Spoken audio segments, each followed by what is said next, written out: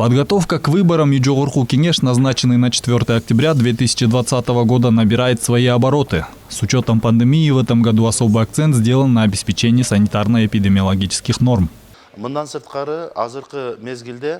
На данный момент назначенные выборы будут проходить в особом режиме, связанный с учетом пандемии. Все избирательные участки оснащены средствами защиты. Особый акцент сделан на безопасности населения. Со стороны медиков будет проверяться температура каждого избирателя. Особое внимание уделяется доступности избирательного процесса, в частности оснащению избирательных участков пандусами, увеличительными лупами, трафаретами с шрифтом Брайля для заполнения бюллетеня, специальными кабинами для голосования и дополнительным освещением в них, кнопкой вызова помощи для лиц с ограниченными возможностями здоровья.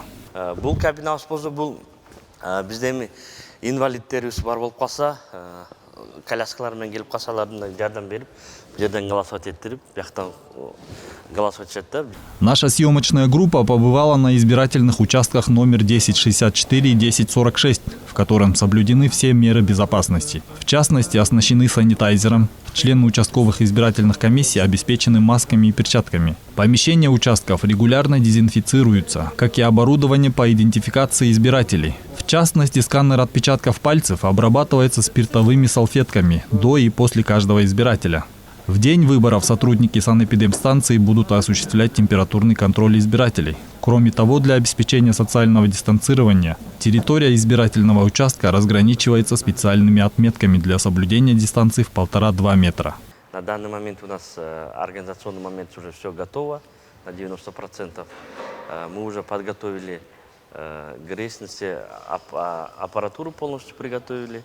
Также у нас кабины для избирателей. Также мы дополнительно поставили кабины для инвалидов, потому что всякие у нас есть и инвалиды.